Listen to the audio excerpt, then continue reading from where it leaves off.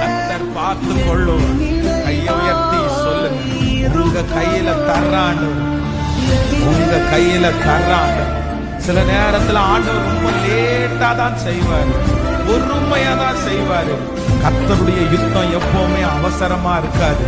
கர்த்தருடைய யுத்தம் எப்பவுமே துரிதமா டக்குன்னு இருக்காது.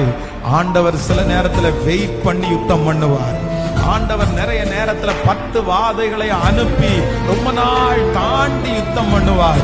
ஆனா எனக்கு ஒண்ணு தெரியும், அவர் யுத்தம் பண்ண ஆரம்பிச்சா, அவர் யுத்தம் பண்ணினா அந்த எதிரி திரும்ப நம்முடைய வாழ்க்கையில மறுபடியும் தலை வச்சு கூட படுக்க முடியாத அளவிற்கு, மறுபடியும் அந்த பிரச்சனை திரும்பி வர முடியாத அளவிற்கு எனக்காக யுத்தம் பண்ணுகிற இயேசு என்னோடு கூட இருக்கிறார்.